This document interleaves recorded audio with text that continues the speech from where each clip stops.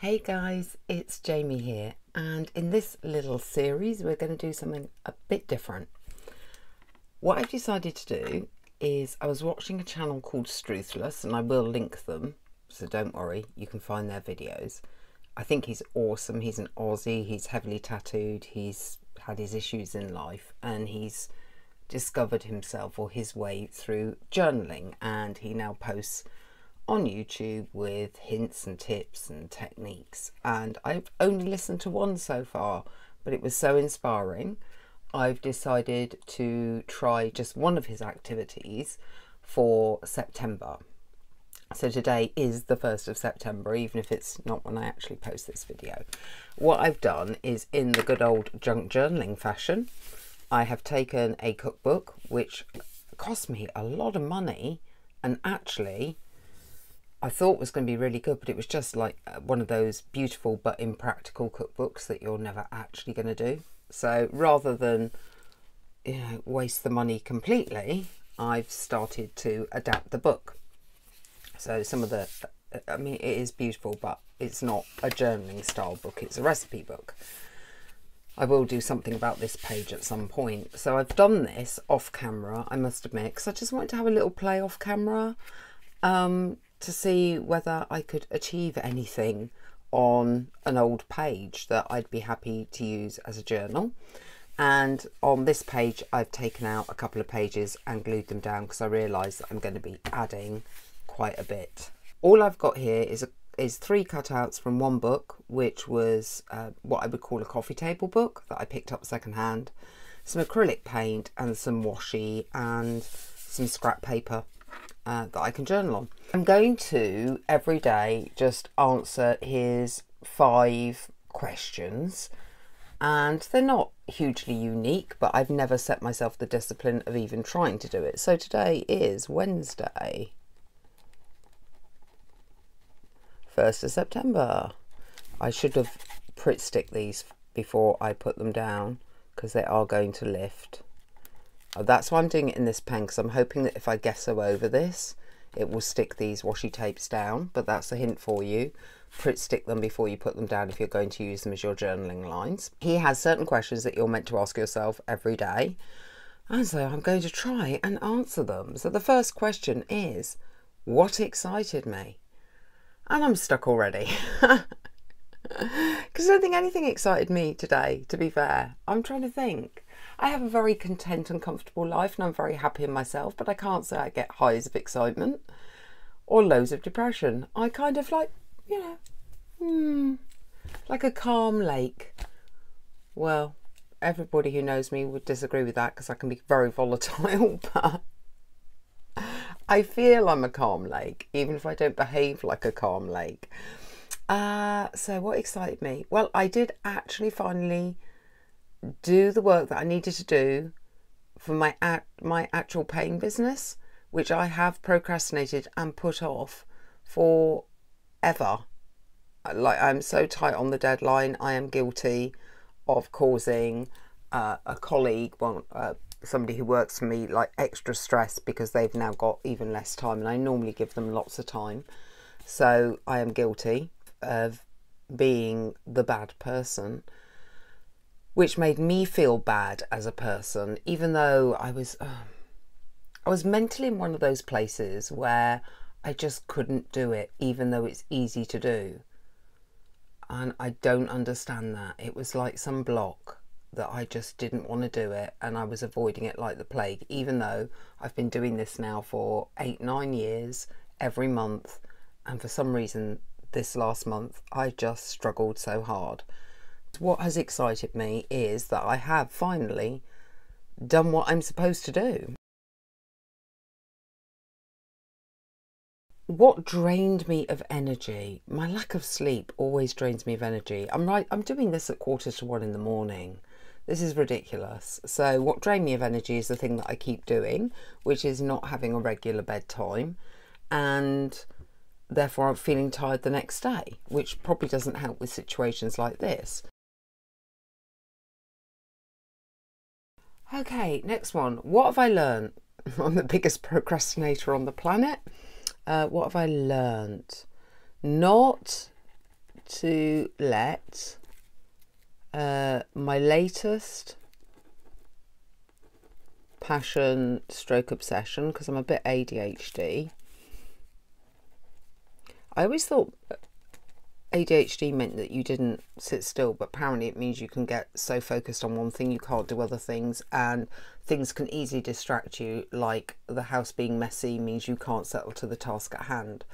And I think one reason I've had problems with this deadline is because I've got very passionate about junk journaling and making these videos. I couldn't settle to this task because I felt I had to have so many videos done and ready to go, and I had so many ideas for the junk journaling. I kept going, I'll do it tomorrow because I want to do this instead. So to answer that, not to let my personal passions or obsessions, and I'm going to put ADHD there, stop me from doing my essential. Now obviously I've got to work out essential tasks. I've got to work out a strategy to overcome that. So that's sort of on my how do I push the needle forward. For me, it's to work out how to balance doing what I love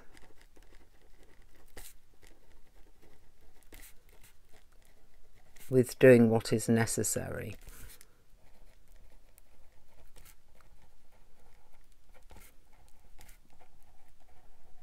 Necessary. If I spell anything wrong, just bear with me on this one.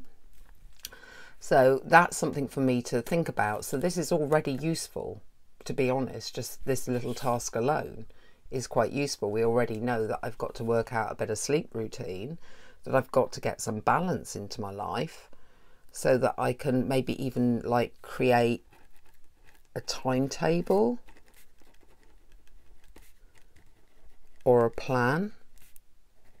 I'm not very good at fixed timetables, so how can I reward or do something with that so that I stick to it? Because I can write a timetable, but most of the time I'll delay things and procrastinate again. So maybe I need to also watch some YouTubes on how to overcome procrastination. See, I'm hoping by doing this for 30 days straight, these questions, that by the end of those 30 days I'll not only have got some strategies and implemented them, but I will feel more in control and better and less stagnant. Not that I feel stagnant, I don't know what it is I've been feeling for a few months now, but there is a sort of, not a lethargy, because that means I don't want to do anything. It's weird. I can't describe. Maybe that will come to me over the next 30 days as well. What is going on in my head, if anything's going on in my head. So that's given me a plan to watch and to make time to watch some YouTubes on how to overcome procrastination with ADHD. Because I'm sure there will be some specialist techniques that aren't the normal, because I know the normal strategies for overcoming procrastination, but I know them, but they don't work with me. So maybe I need to go deeper. So I'm going to put here, go deeper or more specialist. I don't even know if anyone's ever going to watch these and just think, well, who is this woman and why is she whittering on about this stuff? But I'm just showing you what I'm potentially going to learn from these questions, and then I'm hoping that you may attempt it or try it yourself if you don't already. So the only other thing that you have to do, so I said 5, it's actually 4. It's 4 questions, and then what are the 10 things that I'm grateful for? I mean, 10. Come on, Struthless. 10? I struggled to get to 3. I'm going to have to really dig deep to find 10 things I'm grateful for. That don't seem contrite, you know, like I'm grateful I woke up in the morning, because I am. I'm grateful I woke up because I'm getting older. I'm not that old, but I'm getting older, and we get more aware of our mortality as we get older. And you've always got to be grateful that you wake up. So number one, I'm actually incredibly grateful I woke up this morning. Now, I could write that every day till the day that I don't wake up in the morning, to be fair, because I'm always going to be grateful that I wake up in the morning. I'm also grateful for where I woke up, so I am extremely grateful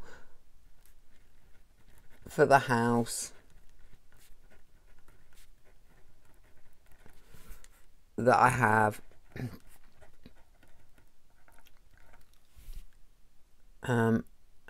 And I'm grateful to myself for making that over the last 9 years into something I'm proud of. So I'm actually grateful for my love of design,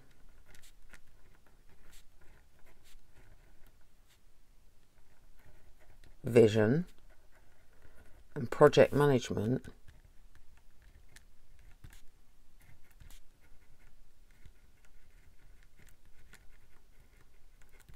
To remodel and renovate this house. And it may seem a bit mad. Anyone who's been watching my channel knows that in a couple of years I intend to sell up and move to Portugal. But then this house was for a certain stage of my life, which was single parent with 3 kids, and as they grew up they needed some room. And I could afford this house because it needed remodelling and renovating, and it's in a good area and it's a good size. And I have, over the last 9 years, kind of worked my butt off in my own business, which I'm no longer motivated by, admittedly, to provide the money to be able to do that. So I am actually grateful, even though I am the biggest procrastinator in the world, I'm actually grateful for my ADHD, because when it's in the right direction, which might be building a business, e.g. building a business,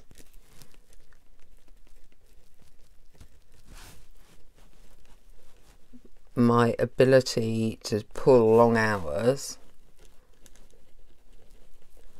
to be obsessive and pull long hours has contributed to the success.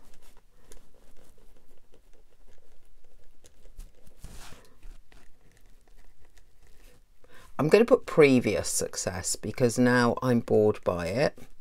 I'm not putting in the work time, and obviously therefore the money's dropping off. But I've had a good few years from what I needed. I'm not going to say I became a multimillionaire, far from it, but for what I needed, it more than covered what I needed and gave us some lovely holidays and rebuilt this house. And now maybe I'm less driven because I have a different future and a different path and different goals in mind.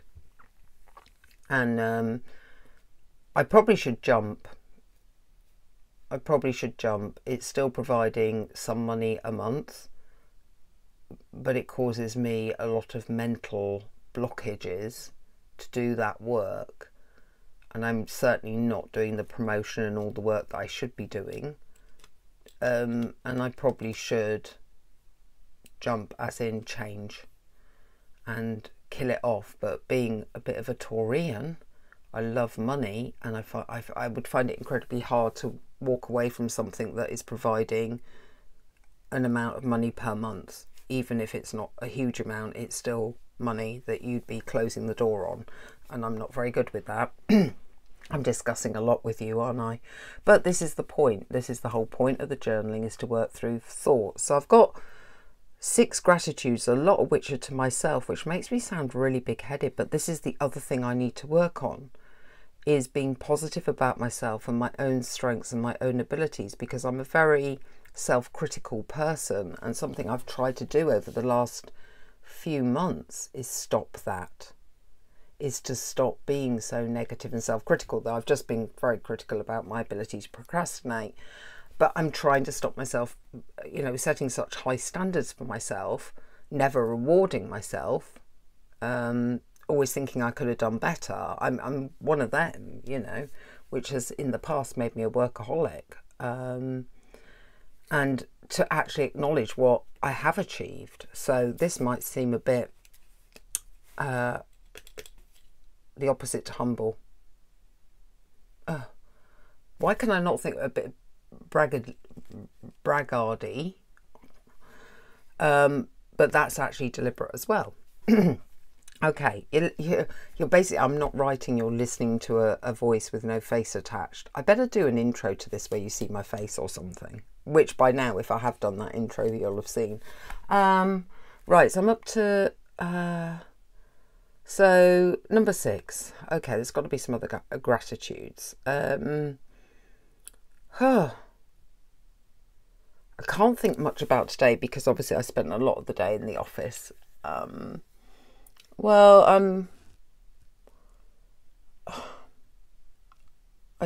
I genuinely did spend a lot of day in the office, and there's not much that I can say that I'm grateful that I have an office, which is where I'm sitting currently.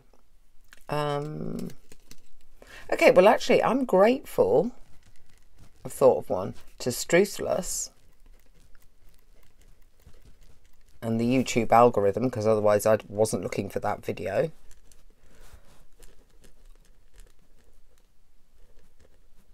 For bringing this process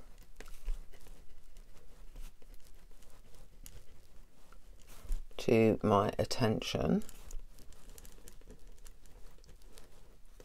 Yeah, I'm very, very grateful for the comments, the lovely comments so far.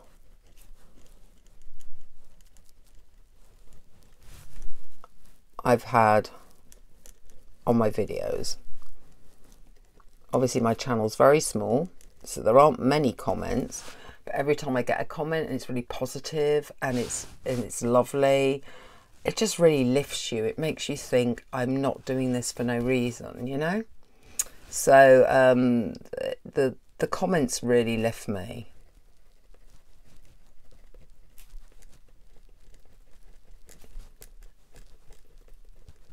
Because I've been working so hard on this, because I'm uploading a video a day, just one person appreciating that video or what you're trying to achieve gives you the energy to keep going. So yeah, the comments really uplift me, but they also give me energy to keep going. So I'm grateful people make time in their day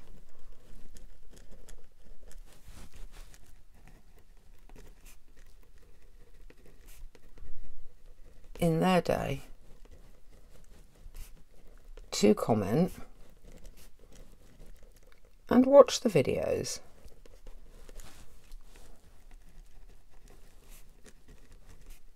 And I'm sure if they understood how important their interaction is to me and how grateful I was for that, that would give them a lift. It would make them realise that they've impacted another human being in a positive way. So hopefully those people will watch at least a 0.7 on this video. Okay, number 8. I'm hoping that could have been 2 actually, couldn't it? Okay, what else am I grateful for today? Oh my goodness. Okay, well I'm grateful that my son, who's only just started Brazilian Jiu-Jitsu, which I cannot spell, so I'm going to put JJ, that Oscar is enjoying Jiu-Jitsu and meeting new people. Now he does have friends, I'm not even implying he doesn't, but he is, and he's also now working part-time and he's met people there as well. Not that he goes out with them, because he's quite socially awkward and quite shy and quite likes his own company and being at home. But it's nice when you've got a child like that, when you're naturally more extrovert and your other children are more extrovert, that you see them creating their own life in their own way, on their own terms, and they are feeling comfortable within themselves. So I'm grateful for his balance. He doesn't get flustered. He is very chill. So he's chilled, and to me he appears to like himself and his life. And if you can achieve that at 16, honestly, I think you're doing quite well. 9, I'm grateful to my oldest daughter's friends for coming round and spending the evening with her, because when she's back from university, it's a very different social circle up here, and I think she's finding the transitions quite difficult. So I'm grateful that she is grateful that she saw some people.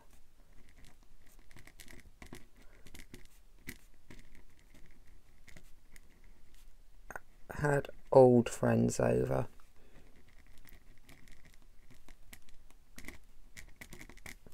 And they stayed a long time, actually, and they stayed and watched a movie. Definitely not doing this again. And I'm actually grateful for our movie room. It is my favourite room. Not because I watch loads of movies, but the movie room is also a sort of bamboo lined extension to the house that opens out onto the garden. So it's my favourite room because you can move the doors back and be indoor, outdoor. But unlike the conservatory, which gets ridiculously hot, this room doesn't get ridiculously hot. But when you close it down at night, we've got a big movie screen in there, and you can have family movie nights. We don't do it very often, like once a month, but it's still a nice environment. So I am grateful for the movie room stroke garden room. It is my favourite room. It was not a planned decision, that one, actually, funnily enough. All the renovating in this house, and that was the one that I did this time last year, because we'd had that hot phase in the summer when 2020 started, if you know what I mean. And we had that hot phase over my birthday in the May, and we just don't have shade in our garden, and we weren't getting out. We were sitting indoors with, you know, curtains closed, and I just wanted something that made me feel like I was abroad and on holiday. And so I somehow found the money with my builder to put that together, and it's proved to be, for an instant kind of decision that wasn't planned and I never intended to build, it's been the best room ever. So it's one of those happy accident building it, which means I'm actually grateful to 2020 for happening, because I'd never have had it without 2020. So there you go. That is me deep diving on these four areas that Struthless set. Like I said, I will link the channel below. This video is going to continue. I'm going to do 7 days worth and then put it up for you to watch. So I'm going to come back tomorrow and do the same process again, but we might do a bit of the decorating this time, because I've also learnt some lessons from trying to write on this as to what not to do on tomorrow's page. And I will see you tomorrow.